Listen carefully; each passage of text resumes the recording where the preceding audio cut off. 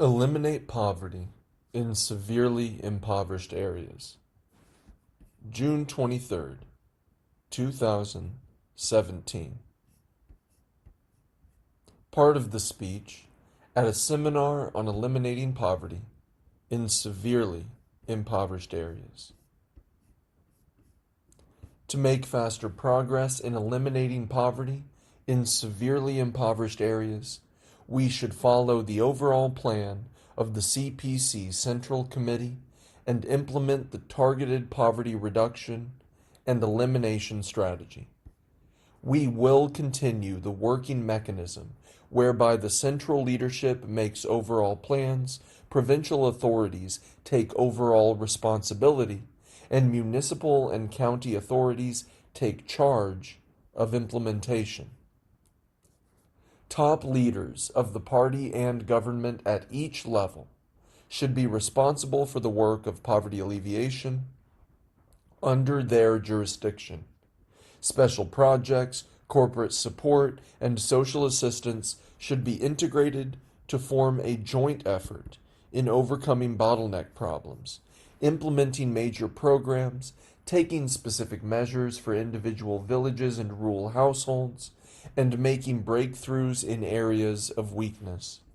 We should also strengthen support systems and give preferential policies to severely impoverished areas, whilst rallying the efforts of all sides to solve difficult cases, ensuring that the people in severely impoverished areas lead a moderately prosperous life like people in other parts of the country.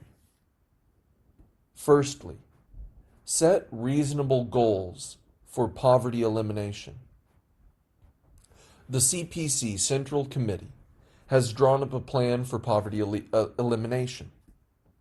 By 2020, all impoverished people in rural areas will be guaranteed the basic needs of food and clothing, as well as proper access to compulsory education, medical care, and safe housing.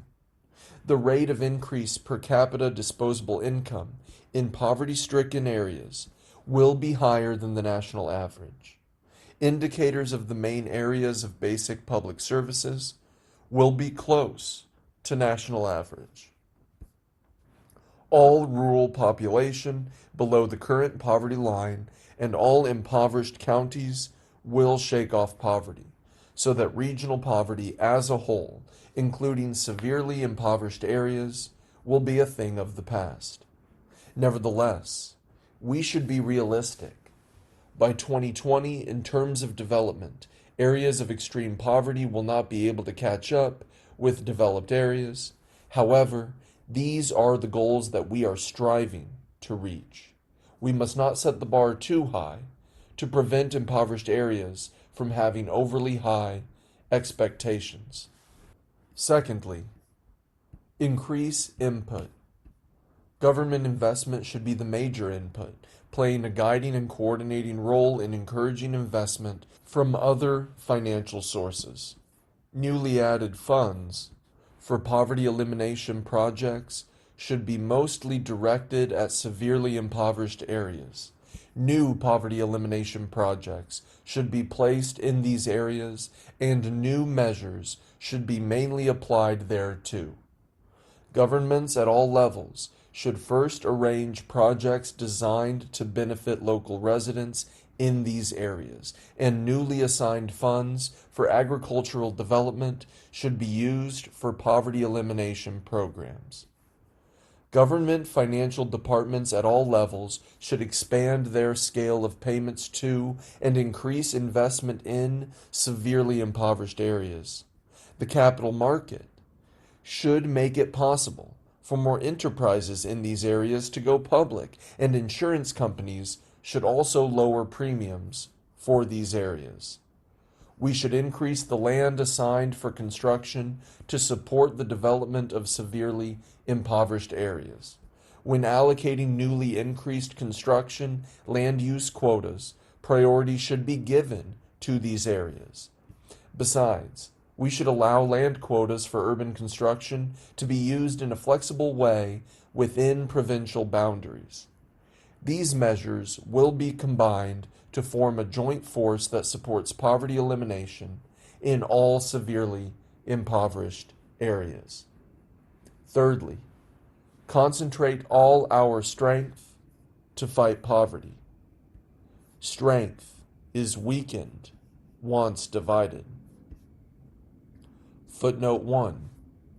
Sun Tzu annotated by 11 thinkers, Shi Yijia Zhu Sun Tzu.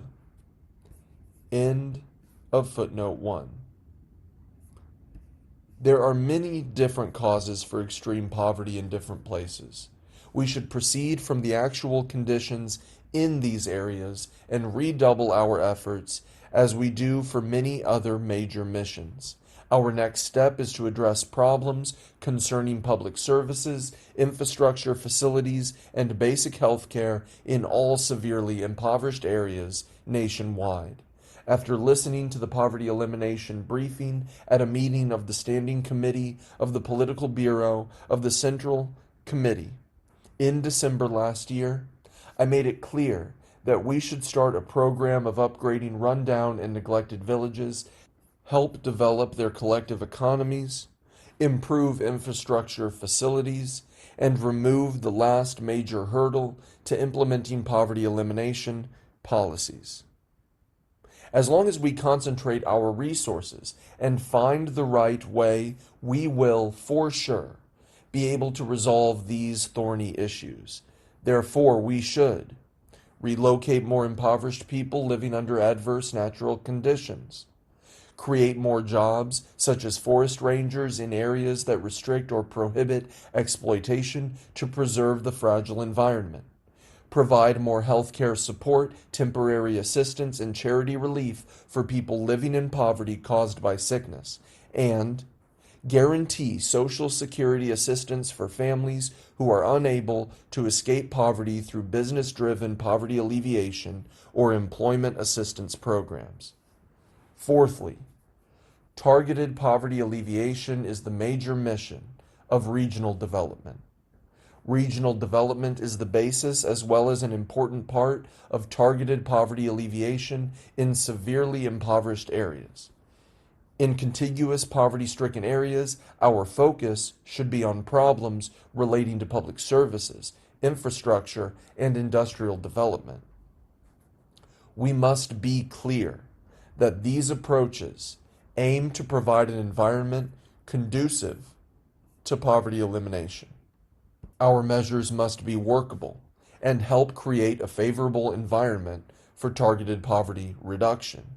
We should prevent launching projects and asking for funds in the name of promoting regional development. This will only further widen the gap between rich and poor, regardless of regional economic growth and improved social services. Severely impoverished areas should improve their growth models and give priority to the development of business activities that benefit the impoverished, such as agriculture based on local features, labor-intensive processing industries, and the service industry. Transport projects should mainly focus on roads connecting villages.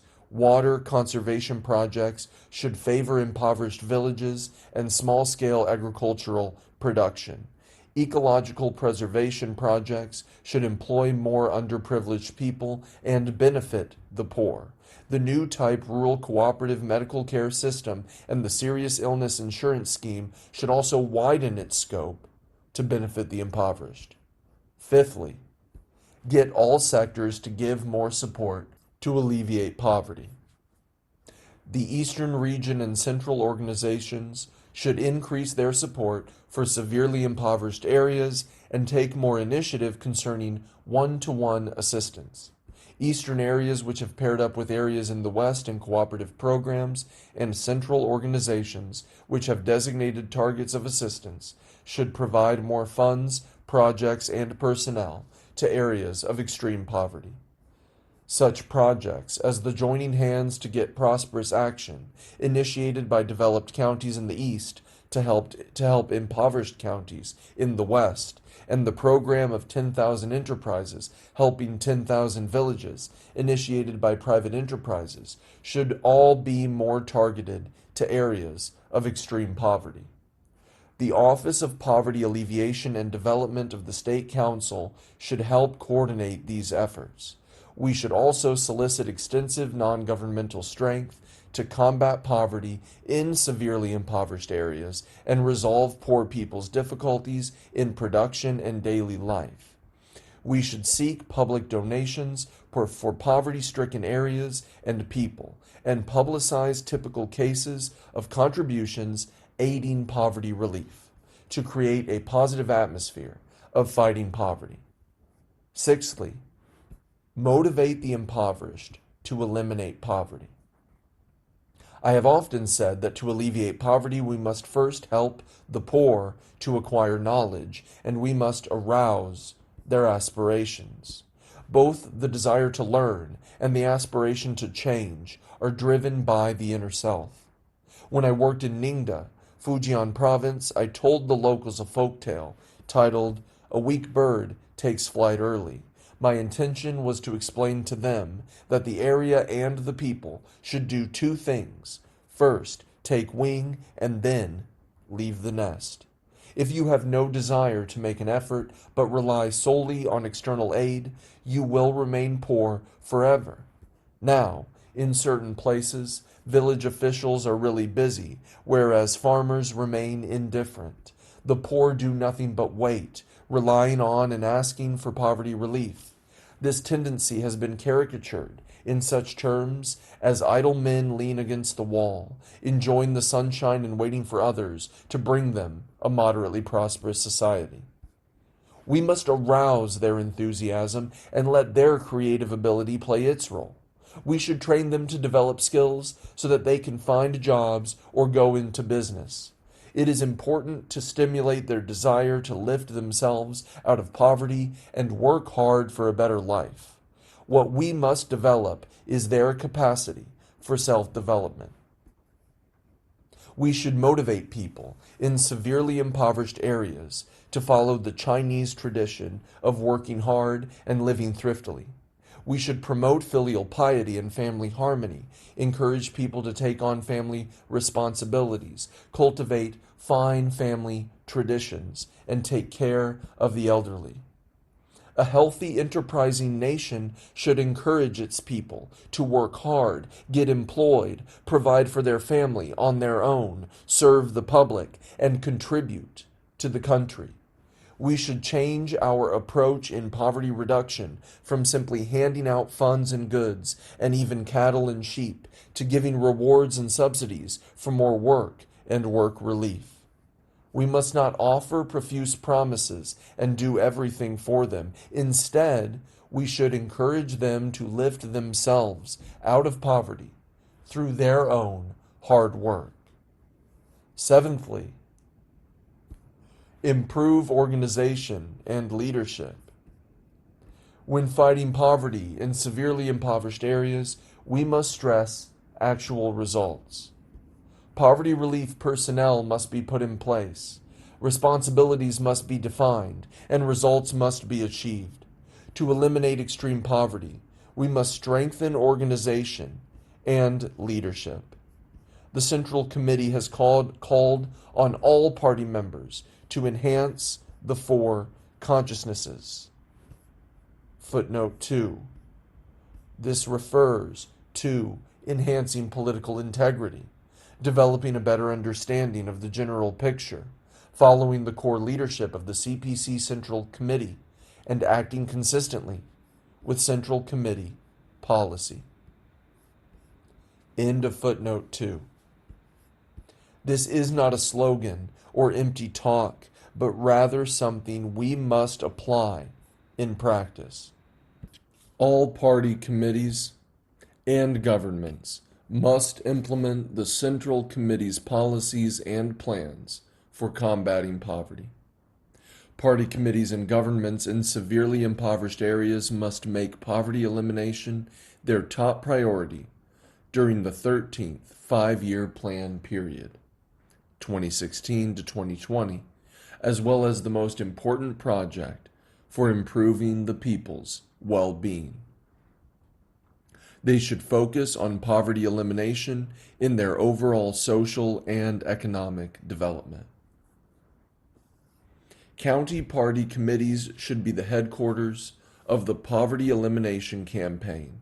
County party secretaries should take overall charge of poverty elimination, coordinating schedules, launching projects, allocating funds, assigning personnel, and implementing projects. Here I reiterate that during the critical phase of the battle against poverty in impoverished counties, party committee secretaries and county governors should remain steadfast in their posts. Outstanding ones will be eligible for promotion after the campaign is over. I hope those concerned will not fail the mission they have been entrusted by the party. To help severely impoverished areas shake off poverty, we must strengthen organization and leadership at the forefront. Officials are the key to success. In recent years, we have dispatched to poverty-stricken villages first party secretaries, resident working teams, and, in certain places, university graduates as village leaders. Fighting extreme poverty is a hard battle. To win it, we must send the most capable people, and this is what all these places must take good care of. Money alone is not the solution. We should strengthen village party branches while fighting poverty, appoint capable leaders, and strengthen their leadership. We must be firm in removing those who are slacking and ensure that village party branches perform a decisive role in this battle. We should crack down on village despots according to law and guard against their interference in the operation of local government. The party and government departments at all levels should dispatch officials and resident working teams in poor villages to gain experience in the battle against poverty. Grassroots officials at the forefront of poverty fighting are working hard. In my New Year message this year, I made a point of extending my greetings to them. This was on par with a call to local party committees and governments to care about them and give them support. We should treat severely impoverished areas as testing and training grounds for our officials. Poverty relief officials must go deep into the villages and work hard together with the locals. They must not make token efforts or be slack at work. In this regard, party committees and organization departments at relevant levels must ensure that those first party secretaries and working team members are working hard in the poverty elimination campaign. Eighthly, enhance supervision of poverty elimination. The fight against poverty cannot be won overnight. The Central Committee does not require poverty to be eliminated ahead of schedule, and certainly not in severely impoverished areas where the issues are complex. Poverty elimination programs must not be capriciously moved ahead of schedule, and the poverty line should not be lowered. Fake poverty reduction, or reduction only in figure, is not allowed. We should conduct the strictest possible evaluation of poverty elimination and implement a reporting and oversight system for annual poverty reduction results. We should strengthen supervision and reinforce accountability for fraud and falsification. We should supervise the use of poverty relief funds and punish any case of misappropriation and embezzlement. Our work must be a down-to-earth practice. Progress must be steady, and the results must be real. The results must also be accepted by the people and withstand the test of time. I have repeatedly emphasized that we should be pragmatic in combating poverty. All our work should focus on resolving practical problems for the impoverished. We should not go through the motions, take impractical measures, be encumbered by red tape, or pay lip service.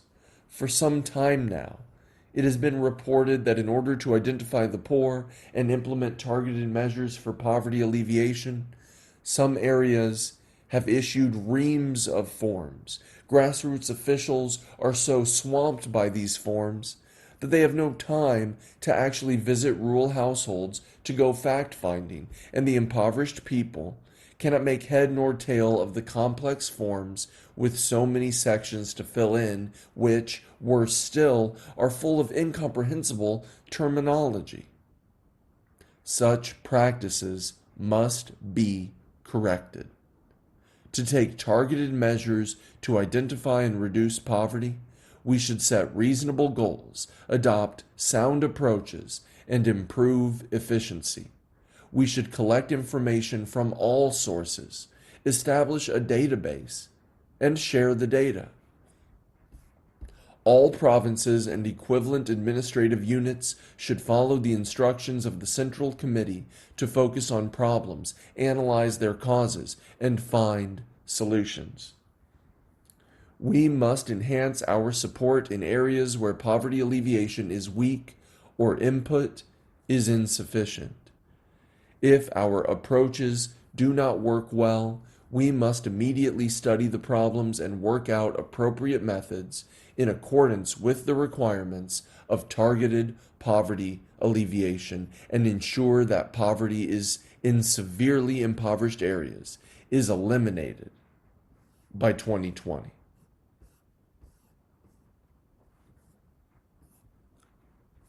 Deeper reform.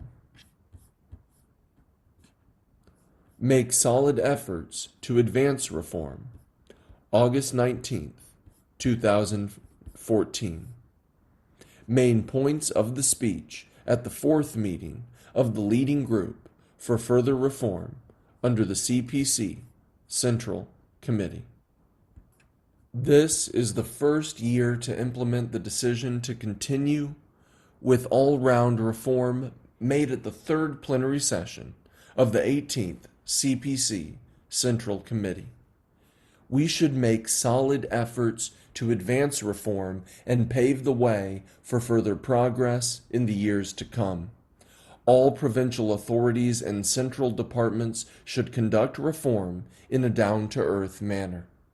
Therefore, we should have concrete plans in place guaranteed by appropriate actions and supervision, proper guidance and publicity, and effective evaluation of outcomes. In so doing, we aim to bring tangible benefits to the people, encouraging them to contribute their own ideas and efforts to the program of reform. The implementation plan on major reform measures of the third plenary session of the 18th CPC Central Committee 2014 to 2020 makes overall arrangements for conducting reform in the coming 7 years. Emphasizing the path, outcome, and schedule of each reform measure, the plan serves as the general blueprint and management chart for the next period of reform. Relevant central departments should carefully organize the implementation, coordinate related reforms, properly arrange the schedule, materialize and refine the outcome, appropriately handle the relationship between reform and the formulation, revision, and abolishment of related laws, promptly resolve problems in implementation, and endeavor to accomplish the necessary tasks. The key to the next phase of our work is implementation. We should put in place implementation plans, focus on major problems and key links, identify problems in systems and mechanisms, and work out solutions. we must guarantee the quality of major reform plans. We should define effective measures and coordinate and set the pace of implementation so as to advance reform. We should carry out strict supervision and follow-up of implementation, strengthen the mechanism of supervision and evaluation, and follow a project responsibility system with a clear division of responsibility and proactive and strong executive capabilities on the part of the supervisors. We should make sure that results are materialized. We should establish and improve an evaluation system of the implementation of reform measures. We should also carry out publicity, especially on the guidelines of the third plenary session of the 18th CPC Central Committee and the progress and new results of our program of reform. Implement the Free Trade Zone Strategy, December 5th, 2014. Main points of the speech at the 19th Group Study Session of the Political Bureau of the 18th CPC Central Committee. Standing at a new starting point in history, to achieve the two centenary goals and the Chinese dream of national rejuvenation, we must adapt ourselves to the new trends of economic globalization, correctly evaluate the changing international situation, thoroughly understand the new demands in domestic reform and development, take more effective action to drive opening up to a higher level, and quicken the pace of implementing the Free Trade Zone (FTZ) strategy and building an open economic system. We must take more initiative to promote opening up to the outside world in a bid to boost economic development and win the international competition. Accelerating the implementation of the FTZ strategy is an important element of a new round of opening up. The 17th CPC National Congress in 2007 listed the development of FTZs as a national strategy. The 18th CPC National Congress in 2012 required quickening the pace of implementing the FTZ strategy. The third plenary session of the 18th CPC Central Committee in 2013 required that we accelerate the implementation of the FTZ strategy with neighboring countries as the basis and create a global high-standard FTZ network. The purpose of this group study session of the Political Bureau is to analyze the domestic and international situations we are facing and discuss how to speed up the implementation of an FTZ strategy. We should correctly understand all new trends in economic globalization and the new demands of opening up at home. Expanding and advancing opening up and promoting reform and development through opening up is a powerful instrument through which China can achieve continuing progress. Opening up brings progress, while isolation leads to backwardness. International development and China's development both prove this to be true. Since the 18th CPC National Congress, we have taken the opportunity to speed up building an open economic system, and now a higher level pattern of opening up is taking shape. Multilateral trade system and regional trade arrangements are the two drivers for economic globalization. Now the global trade system is undergoing the largest round of reconstruction since the 1994 Uruguay round negotiations. China is an active participant in and firm supporter of economic globalization and also a major contributor and beneficiary.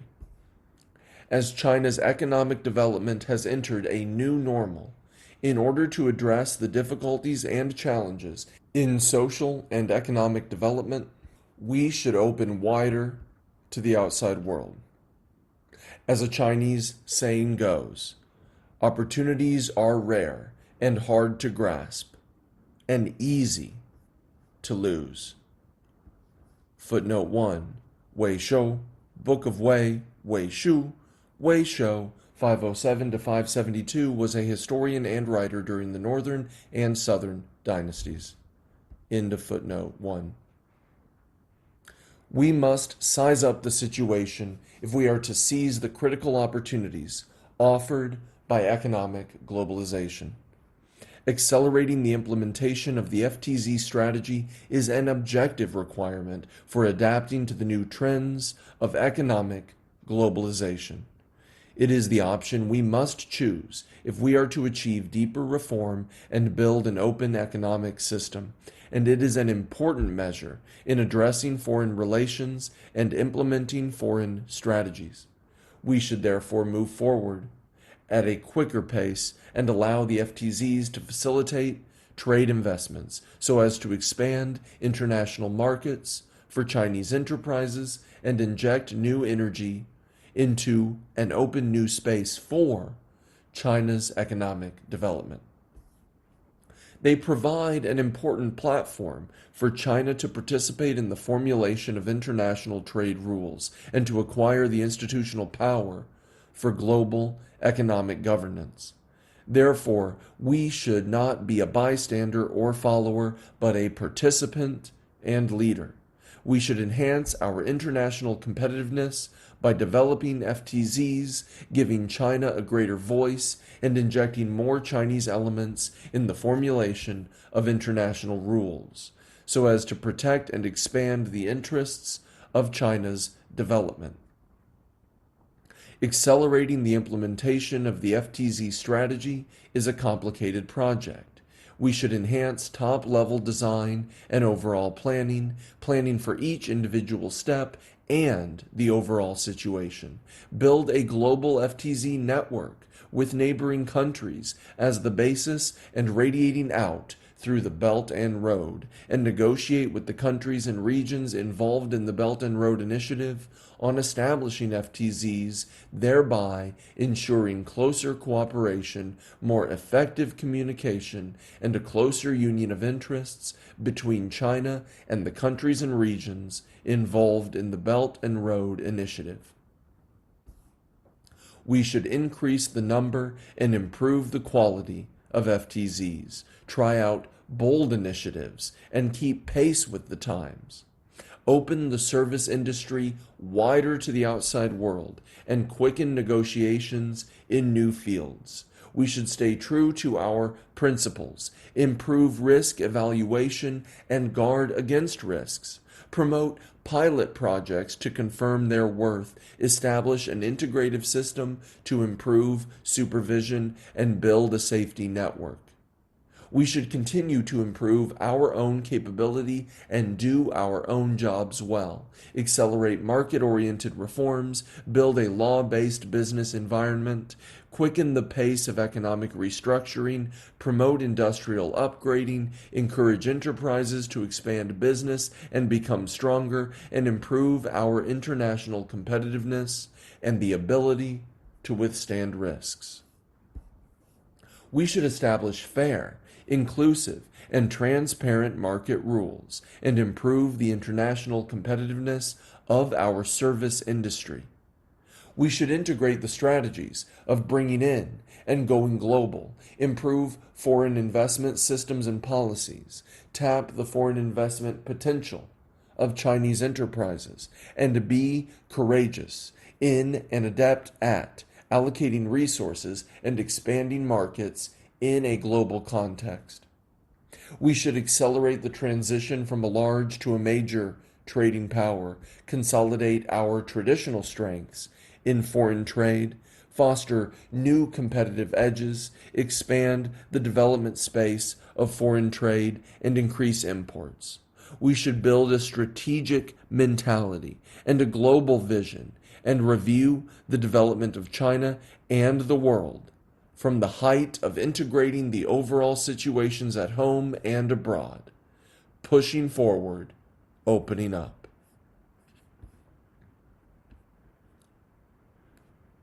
Give the people a stronger sense of gain. February 27th, 2015 to December 5th, 2016.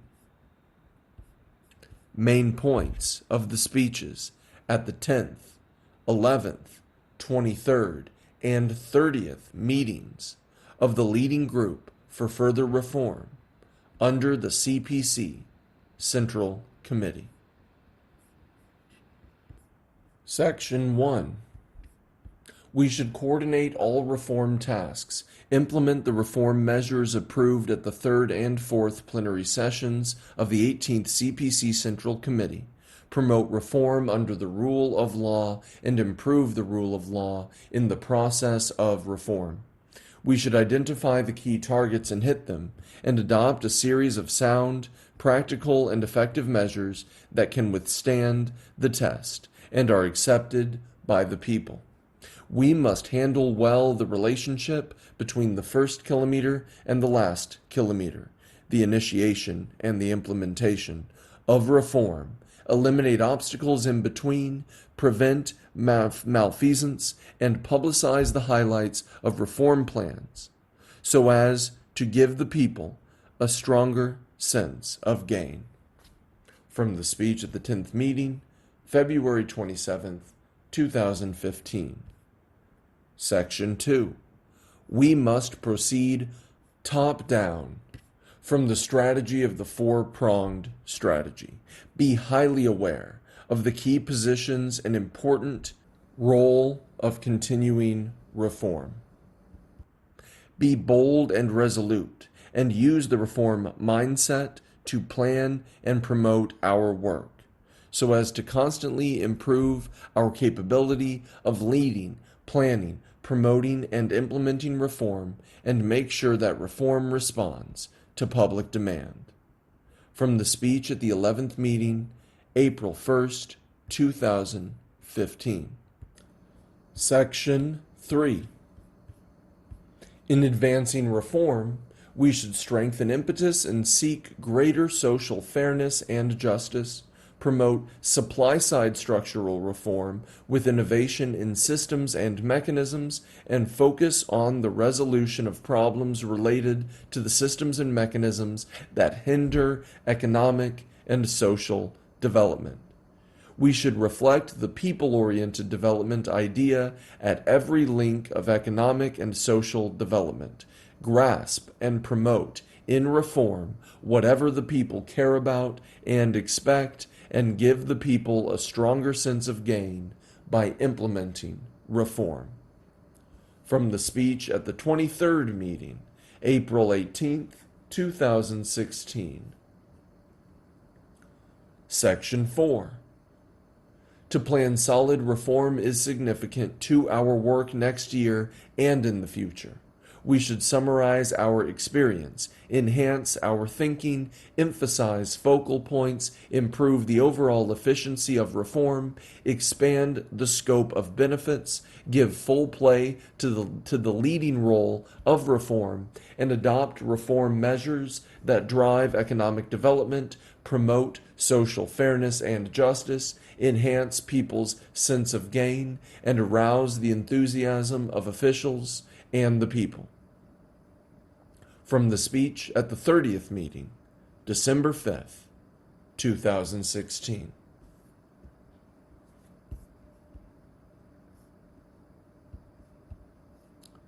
Take action on reform.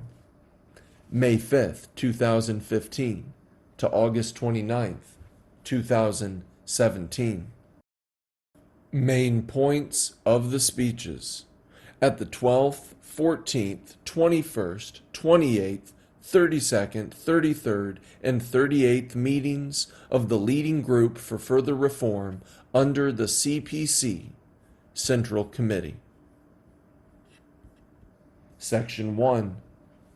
We should urge officials to keep their thinking in line with the four-pronged strategy. They should keep in mind the broader picture of reform in treating adjustments of interests. They should comply with and serve reform as long as that helps promote reform as a whole, develop the cause of the party and country, and improve the systems and institutions of their sectors. They should impose revolution on themselves and confront problems face to face as they work together to accomplish the great mission of further all-round reform. From the speech at the 12th meeting, May 5th, 2015. Section 2.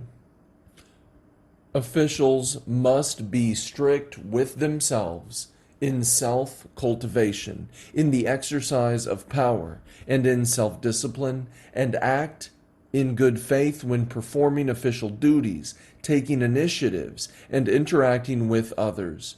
Their performance in further all-round reform is a major measure of their compliance with these above-mentioned 3 guidelines for ethical behavior and 3 basic rules of conduct. These guidelines and rules must be implemented throughout reform.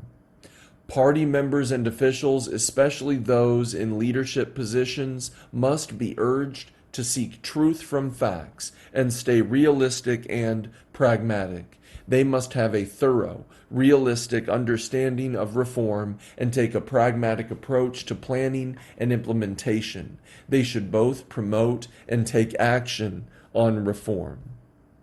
From the speech at the 14th meeting, July 1st, 2015. Section 3. All provincial authorities and central departments should develop a holistic view of reform and a strong sense of responsibility, making reform a political priority. With strong resolve and confidence in reform, they should take a more proactive approach to reform in both thinking and action.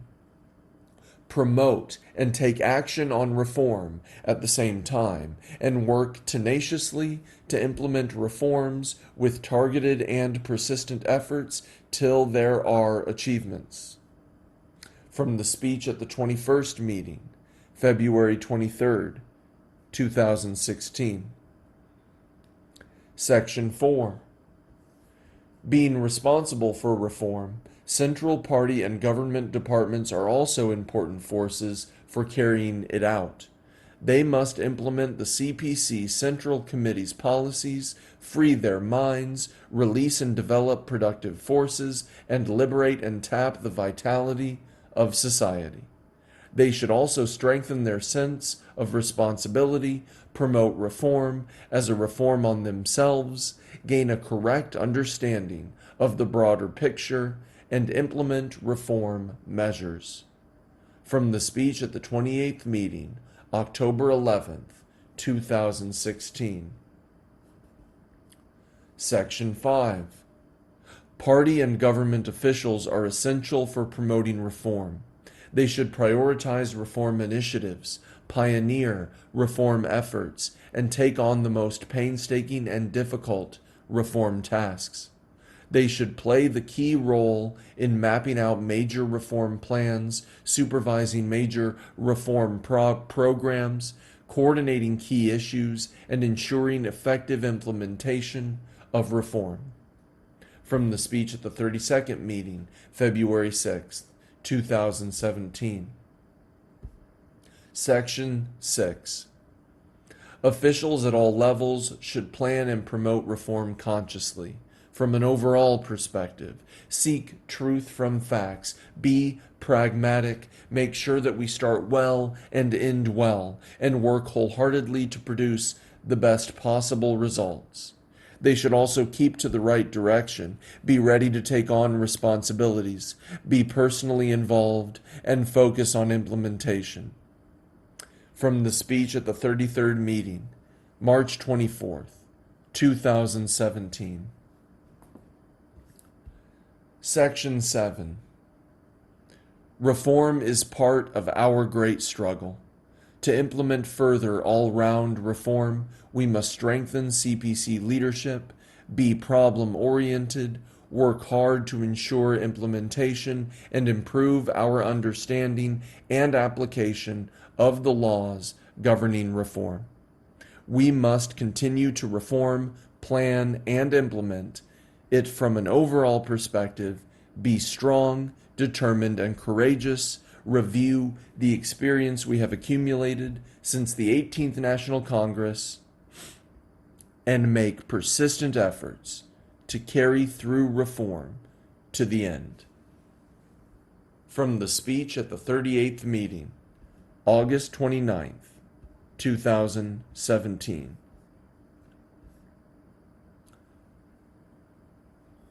Make targeted efforts in reform. January 4th through 6th, 2016. Main points of the speech during a fact-finding trip to Chongqing. This year is still of crucial importance for further all-round reform. We need to focus on tasks that play a landmark, guiding, and defining role in reform and take the initiative to make targeted efforts. In advancing reform, local authorities should, on the one hand, carry out tasks set forth by the CPC Central Committee, and on the other, seek opportunities to innovate. While bearing in mind the general situation in the country, we need to determine the priorities, paths, order, and methods of reform, and creatively implement guidelines of the central leadership so that reform will more precisely meet development needs, grassroots wishes, and popular aspirations. We should fully understand key reform plans made by the central leadership and at the same time improve the mechanism for implementation, be pragmatic, address specific problems, provide material support and necessary manpower, and put our focus on serious problems. With these efforts, reform will take root and bear fruit. Further reform must be systematic, integrated, and coordinated. June 26th, 2017, main points of the speech at the 36th meeting of the leading group for further reform under the CPC Central Committee. Making sure reform is systematic, integrated, and coordinated is an intrinsic requirement of reform as well as an important means for continued progress. The more we continue reform, the more attention we should pay to the coordination of planning, implementation, and results. We should work to ensure reform measures are consistent in policy orientation, mutually supportive in implementation, and complementary in effect, so that all of them concentrate on and contribute to the general goal of comprehensively continuing reform.